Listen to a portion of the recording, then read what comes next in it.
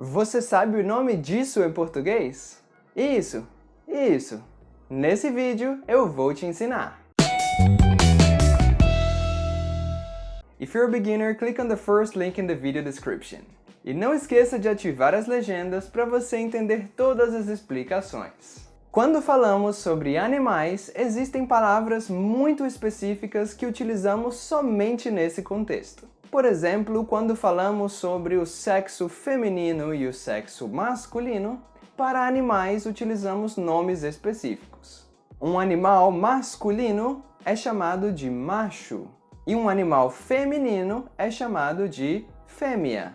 Os bebês animais são chamados de filhotes. Alguns animais específicos têm nomes diferentes para o macho, para a fêmea e alguns até mesmo para os filhotes. Por exemplo, esse animal. O macho é um boi, a fêmea é uma vaca e um filhote é um bezerro. Esse animal, o macho, é o bode, a fêmea é a cabra e o filhote é o cabrito. Esse animal macho é um carneiro, fêmea é uma ovelha e o filhote é um cordeiro. Esse animal macho é um cavalo, a fêmea é uma égua e o filhote é um potro.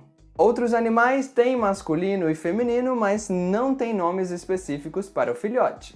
Por exemplo, para os cachorros, podemos dizer cachorro, macho e cadela, fêmea. O filhote é simplesmente um cachorrinho.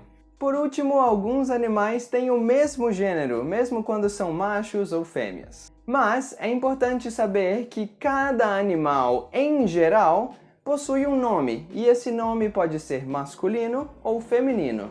Por exemplo, esse animal se chama girafa.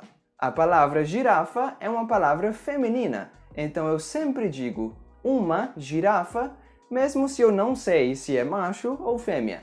Esse é um jacaré. Então a palavra jacaré é masculina, mesmo que jacarés podem ser machos ou fêmeas. E as partes do corpo dos animais também têm nomes específicos. Por exemplo, as pernas dos animais são chamadas de patas. O nariz dos animais é chamado de focinho. Os animais que voam têm asas, alguns animais têm caudas. Animais aquáticos normalmente têm escamas, as aves têm penas e os mamíferos têm pelos em todo o corpo. Outras partes do corpo dos animais têm o mesmo nome do corpo humano, por exemplo: cabeça, orelha, olhos, dentes, língua, etc. E por fim, os animais são divididos em 5 grandes grupos: o grupo dos peixes, o grupo dos anfíbios, o grupo dos répteis, o grupo das aves e o grupo dos mamíferos. E por hoje é só, espero que esse vídeo tenha sido útil.